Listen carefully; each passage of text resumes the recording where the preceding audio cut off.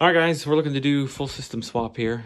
Home is on a slab, so everything is right here on the main floor. To give you an idea of where we're at, so front door is right here. We'll need to cover all this carpeted area with tarps, and then there is also a door that leads outside here as well, which I believe that goes to the backyard there. So pretty good access. The unit itself, we're converting away from a gas furnace. So this 4-inch flue, I don't know if you can see that right there. It's tying into the chimney. That's going to get capped. We'll need to bring a 4-inch cap. And then we've got a 3-inch flue running from the water heater in the corner.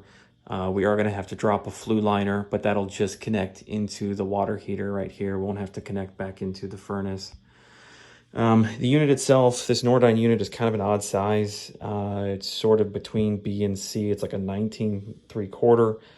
It's about 43 inches tall. Overall, you've got about 80 inches to play with up to this seam here, which this widens to a D width at that seam. What we're likely looking to do here is just kind of the standard air handler base, like a 20-inch base, which return is all coming. Get this off here. Return is all coming through this little sheet metal piece here. It's coming through that side. So what we'll end up doing, let me get a measurement on this. I think this is roughly 20 inches tall. Yeah, see, that's a 21. So if we build a box and connect it right across here, cut out that left side. We'll put the box. We'll put the 1210 April Air. We'll lay that sideways, then put the air handler on top of that. Should have plenty of space. I'll make sure we're good to stay underneath that plenum right there. And then what we'll do on the front, either the front right here or maybe on this right section here, cut in another return as well. We've got louvers in the door on the bottom and the top, and we'll get some extra draw through that as well. Gas lines here on the right, those will all need to be capped back at the flex.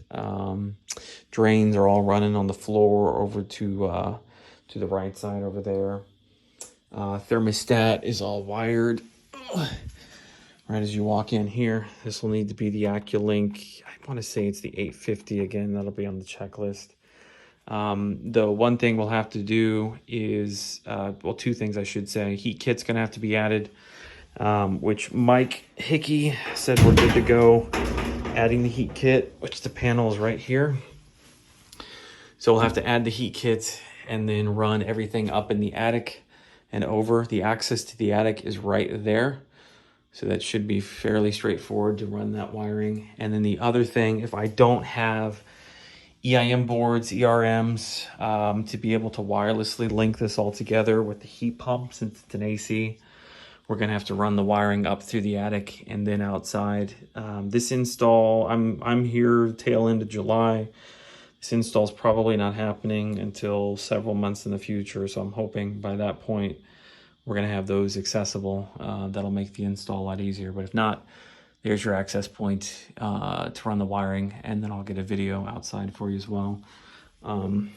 Line sets are properly sized. They're just gonna need to be all flushed out. They're running R22. We'll have to clean those out. Source the checklist for anything else I've missed.